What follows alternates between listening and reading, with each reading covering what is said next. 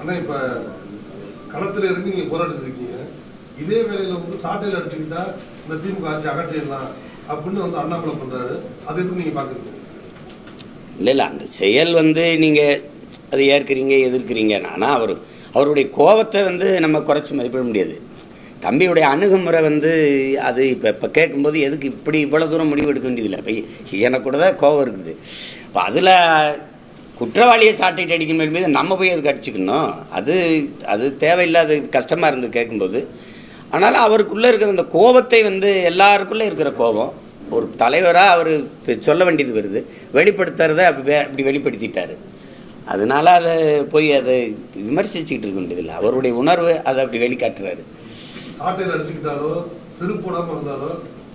அது சரியா? அது சரியாது. அது தம்பிக்கிட்ட அவருக்கு முன்னாடி இந்த களத்தில் இருக்க ஒரு அண்ணனை நான் சொல்ல விரும்புவது, இந்த நாட்டில் நிறைய மாறுதல்களை நீங்கள் செய்யணும்.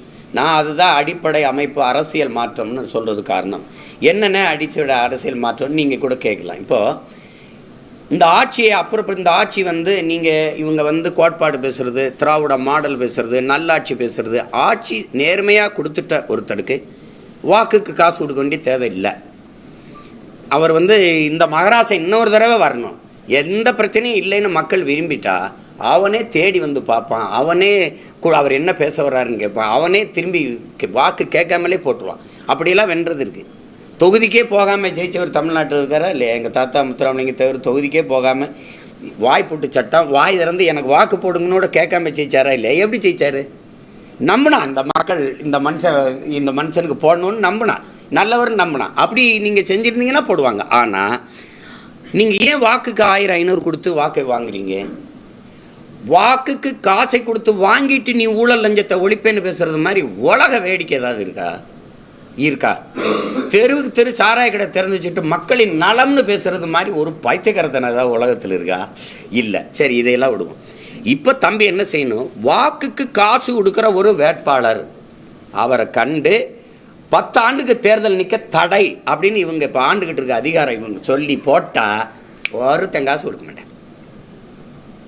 நீங்கள் பறக்கும்படைன்னு ஒன்று போடுறீங்க. சாலையில் எங்கள் அப்பா மிளகாய் விற்றுட்டு கொண்டு வர காசு, மாட்டை விற்றுட்டு கொண்டு வர காசு, மளிகை கடைக்கு சரக்கு வாங்க கொண்டு வர காசு, அப்பாவை மருத்துவமனையில் சேர்த்துட்டு அதுக்கு பணம் கட்டு கொண்டு வர காசை இதை பறிச்சுக்கிறே ஒழிய அங்கே தொகுதிகளை காசு கொடுக்குறான்னு தெரியுது, நீ வந்து பறிக்கவே மாட்டேங்கிற. இப்போ வேணால் ஒரு பந்தயமாக வச்சுக்கிடுவோம். ஈரோடு கிழக்கு தேர்தல் எப்படி நடக்குதுன்னு நம்ம எல்லோரும் போவோம். இதெல்லாம் வாங்க, காசு உள்ள கொட்டி கொடுப்பாங்க. மந்தையில் அடைச்சி வச்சு சாப்பாடு பிரியாணி, இந்த தொலைக்காட்சி ஓடும், அங்கே சீரியல் பார்க்குறவங்க பார்க்கலாம், இங்கே சீட்டாடுறவங்க பார்க்கலாம், இரவானா சரக்கு பிரியாணி எல்லாம் நடக்கும். இதுதான் தேர்தல்னு நீங்கள் முடிவு பண்ணிட்டா எப்படி? இது தேர்தலாக திருவிழாவாது. இந்த முறையை ஒழிக்காமல் நீங்கள் எப்படி திமுக ஆட்சியை புறப்படுத்துவீங்க? இப்போ உங்களுக்கு தெரியும், சார்ஜ் பண்ண செல்ஃபோனுக்கு சார்ஜ் ஏற்றின மாதிரி 100 விழுக்காடு சார்ஜ் ஏற்றி வச்சுருக்காங்க. ஓட்டுக்கு 5000 கொடுக்க கூட காசு இருக்குது இப்போ அவங்கக்கிட்ட. இப்போ போய் அதை தடுக்காமல் நீங்கள் அந்த ஆட்சியை அப்புறப்படுத்துவேன். நீங்கள் செருப்பு இல்லாமல் நடந்தல, காலே இல்லாமல் நடந்தாலும் இதெல்லாம் சரி பண்ணால் தான் ஒழிக்க முடியும். அதை தம்பி சொல்லி மேலே சொல்லி பணம் வாக்குக்கு கொடுக்குற முறையை ஒழிக்கணும். இந்த இலவசங்களை அறிவிக்க நீங்கள் எப்படி சொல்லுவீங்க? நீங்களே மகாராஷ்டிராவில் 2000 ரூபா பெண்களுக்கு கொடுக்குறேன்னு சொல்லி தான் ஜெயிச்சிருக்கீங்க. நீங்களே இலவசங்களை அறிவித்து தான் ஜெயிச்சிருக்கீங்க. அது இலவசங்கிறது உலகத்துக்கே தெரியாது ஒரு வளர்ச்சி திட்டம் இல்லை, இது வீழ்ச்சி திட்டம்.